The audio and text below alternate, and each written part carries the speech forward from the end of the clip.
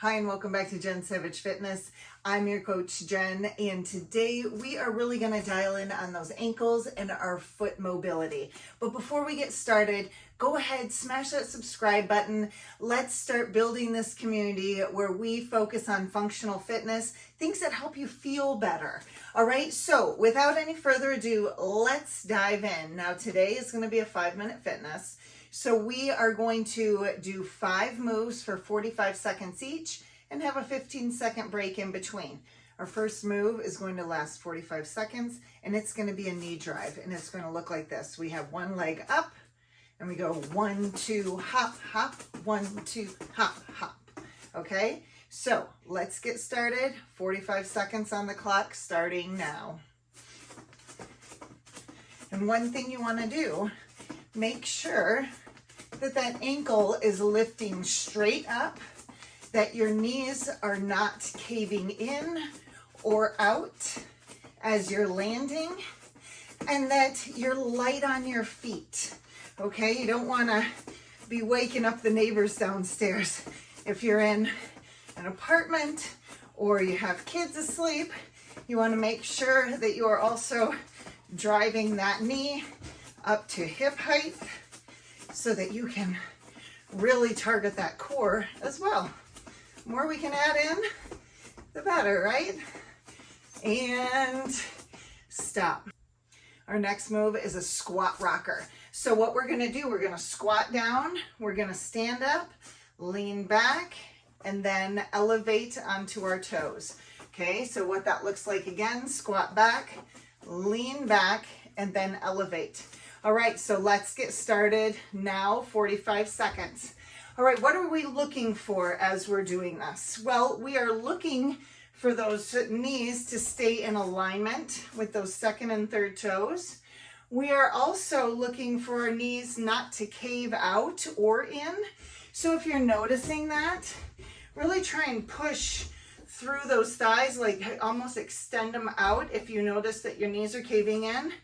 And then as you come up, you really want to make sure that you are keeping those ankles stable. You want to lift straight up and then come back down, okay? Lift back and then straight up. And now that's our 45 seconds. So if you find yourself struggling a little bit with that, that's okay. Just keep practicing. That's where the magic happens. All right, our next move is hip hurdles. And so we're just simply going side to side with our hip hurdles. We're gonna do 30 seconds on one side, 30 seconds on the other. So that starts now. So we are simply going to lift our foot up. And what I want you to do with that leg that is standing on the ground, that I want you to lock that joint out. I know a lot of times we say you don't ever lock a joint out, but for this one, you really want to dial into that hip. And so by locking that joint out, it actually gives you greater stability. You're squeezing that quad and you are making sure that you are lifting your leg up and over. All right, we're going to switch to the other side and go. So once again, you want to make sure that you're not moving around. You want to keep that torso facing forward, keep that pelvis forward, and just pivot that leg that's moving. All right, so you want to lift and you want to make sure that you're really driving it up, because we want to get over that hurdle. We want to step over all those challenges life throws at us, and we want to be able to say, you know what, I've got what it takes to get over that. And that is it. All right, whew, gonna take a breath. Now, just short, what we want to do for our next move is fast feet. So we're going to do 2 hops and then pivot. So we're isolating that core movement once again, but we just hop, hop, pivot.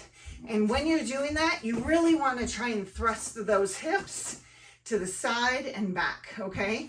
So we have just a couple seconds because I want to make sure I get the timing right, but let's get started now for 45 seconds. So hop, hop, drive, hop, hop, drive, hop, hop, drive. Now notice my torso is staying pointed straight ahead. You really want to isolate that movement side to side with your lower body, okay?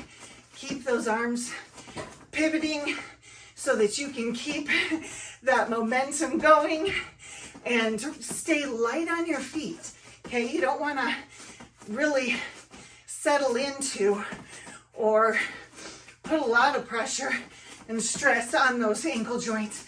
You simply want to pop quick in and out of it, and just like that, we're done with 45 seconds. Our last move is a progression. We're going to single leg lateral hops. So we're going to lift one leg up, and we're always going to start by hopping out. And we're going to do 4 hops, reset, and then flip to the other leg. Hop, hop, hop, hop.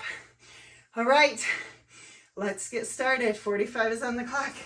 So out, reset, lift up, out, reset. Now, a lot of times, well, with any sport, with anything you really do in life, if you're out moving, you have to balance at points on one leg. And so what this does is it gives you that opportunity to really strengthen the leg in isolation.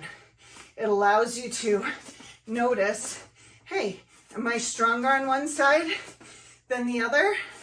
Am I noticing some differences with my knees caving in or my ankles feeling stressed one side versus the other? And that is it.